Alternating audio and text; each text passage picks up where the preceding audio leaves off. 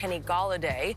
Big Blue bolstered their defense by signing former Titans cornerback Adoree Jackson to a reported 3-year, $39 million deal. Meanwhile, things remain relatively quiet in Dallas, where the Cowboys haven't done much in the free agent market since signing Dak to his record-breaking extension. So, Shannon, was the Adoree Jackson move by the Giants a big deal or no big deal here? Skip, can I say I understand why they did it? Considering what Washington has done at the wide receiver position, they have 2 wide receivers now. You upgraded the quarterback position. You look at Dallas and what they have at the wide receiver position with Amari Cooper, CeeDee Lamb, and Michael Gallup. You see Philly, they may or may not take a receiver. Devontae Smith is right there at 6. Jamar Chase is there at 6. Agreed. Him and Jalen Reagor. So I get why they did it. I just think this was a lot of money for a guy I would consider a second corner. A number 2 corner. Malcolm Butler was the number 1 corner. Malcolm Butler was the guy that traveled.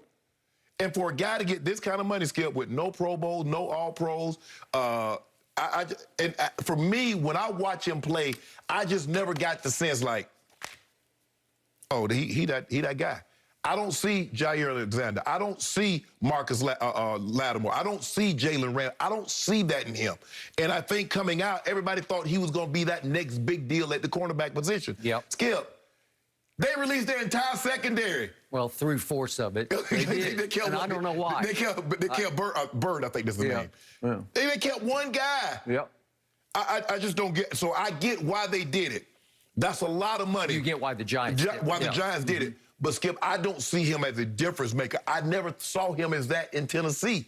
Now, maybe he gets with Bradbury, but, Skip, you know when you go to free agency, the expectation level rise. Because you change team, you got a king's ransom, so they expect you to be $13 million corner. And I didn't see it. Tennessee, what I don't get with Tennessee, Skip, Tennessee let him go, knowing that in order for us to get to our ultimate destination, we got to go through Buffalo, we got to go through Kansas City. All of those trot 3 wide receivers out there, and all 2 have excellent quarterbacks. Remember, they picked up Adoree's 5th-year option. And then one day before the deadline, where it suddenly vests, kicked in at $10 million, they cut him. They cut him? So he lost out on $10 million and went and got $13 a year. He got $16.5 million in the first year, $13.5 to sign $3 million base. He won that deal. He won, yeah. He ain't disappointed that. Nope. Maybe because I don't know if Tennessee has state. I think Tennessee doesn't have state tax, so he might have lost that going to New York, Skip. But considering that he had no job after Tennessee released him and go get $39 million over 3 years, he won. But, Skip, I get why the Giants did it, but I don't look at it as like, oh, man, he game-changing now. Now, maybe, Skip, if you look at it from this perspective, the Giants' D-line is a lot better than what Tennessee trotted out there. Tennessee couldn't get to the quarterback to save their life. So maybe that made him look a little worse than what he actually is. And maybe with big Leonard Williams and those guys rushing the quarterback. They gave Leonard Williams a ton of money. And so, Skip, but remember, Leonard Williams had 11.5 sacks last year. So maybe, Skip, because it goes hand in hand, pass rush. Corners don't have to hold up as long. Corner's really good. The defense get a little extra step to get there. So maybe it pays off. But, Skip, I'm like, okay. If the Giants' defense picks up where they left off last year, this would be a great move. It would be a great move. But that's only if. Shannon Sharp. Unfortunately, I disagree with everything you just said. And I prefaced it with unfortunately because I'm sorry. I have to publicly admit my Cowboys are getting in deeper and deeper trouble. But, Skip, you can't look at it just from your Cowboys perspective. That's all I care about in the world. I care about my Cowboys perspective. But they got Dak. That was their big piece of pie. And I tried to get happy about that. Because at that press conference, Jerry said, and I'm sorry, I got to keep saying it, we still got a big piece of pie. Meaning salary cap pie, because Dak counts only $22.2 million this year. He makes 75, counts only 22.2, and Jerry indicated there's room for maybe 2 significant free agents. Well, obviously, they need to play the other side of the ball, because the other side of the ball was all-time bad last year. And my secondary was the worst in the NFL last year. Is there any doubt about that? It was just simply the worst last year. So I need some firepower. I need a move and a move. And I got Keanu Neal, who's a box safety who will probably play linebacker, Right. who does not defend the pass, Right. who's coming off an ACL and an Achilles tear, and they say they're bringing in Malik Hooker and Kazee, the other kid from Atlanta, both coming off Achilles tendon tears. So what's been the Achilles heel of my defense? Safety. Yep. So appropriately, we're bringing in 3 safeties who are all coming off Achilles tears, right? Beautiful. Way to go, Jerry. Is that box office? I don't think so. So I wanted moves. I wanted big moves. You wanted Adoree Jackson? Here's what I wanted. I got what Pro Football Focus ranked the 2 best deals in free agency. I got it right here. I wanted John Johnson III from the Rams, or I wanted from the Rams Troy Hill, their slot corner, who became a star last year. And Cleveland went boom, boom, bang, bang, and signed both of them back to back.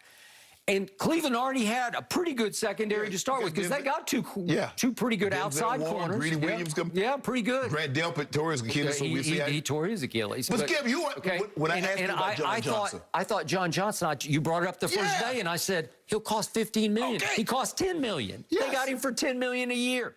And Troy Hill, they just stole. Well, why can't we steal somebody where I say, I got a guy. I got a real guy instead of what Bill Parcells called a JAG, just another guy. Right. So all I have to show is an offensive lineman I'd never heard of and 3 defensive linemen, only one of which I'd ever heard of, Brett Urban, and the other 2 I'd never heard of before, and Keanu Neal, who played for the worst pass defense statistically in pro football last year, one that got torched to the tune of almost 800 yards in the 2 games against Brady. Right. What am I supposed to do with that when I'm an Adoree fan? I adore him. I'm sorry, I did coming out, and again, you hate Pro Football Focus, but I'm going to hang my helmet, if you will, on that website because they point out that Adoree Jackson has the 4th highest coverage grade since 2018, since his rookie year, when he lines up outside, which is about 86% of the time. Right. That trails only Jair Alexander, Richard Sherman, and Stephon Gilmore. So by their grade, something good is happening over there, and I agree that you finally got to the point Tennessee does not rush the passer. Right. So they are grading him higher because he's under duress longer because they don't sack the quarterback. Think about this.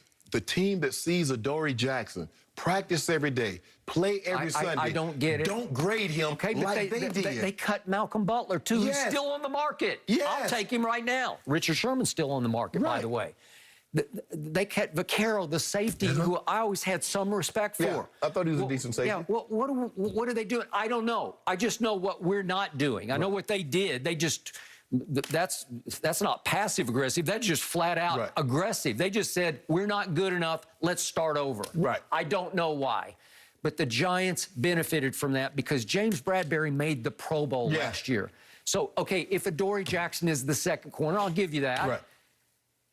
It's still pretty good because Jabril Peppers is I'm a big fan. Logan Ryan is really good. And I don't like what he did to Dak, but he didn't mean to do it to Dak. He just yanked him down. It was a front horse collar, but he got him on the ground, and unfortunately, Dak's ankle broke. Right. Okay. They're really good. They were 9th in points allowed last year to start with, the New York defense. That's really good. They were tied for 10th in takeaways. That's really good. Really good. That'll win a bunch of football games. And then you add that to Leonard Williams and Dexter Lawrence and Blake Martinez, who's just a football player. He just sticks his nose in everything. Now you've got something. Yes. Now you're able to fight the firepower that we have at receiver and that you just point out with Curtis Samuel, Washington has. With McLaurin and Samuel, they got blazers on the outside. And then that William Jackson III, I'm sorry, I didn't watch the Bengals a lot, but every time I turned the game on, he flashed.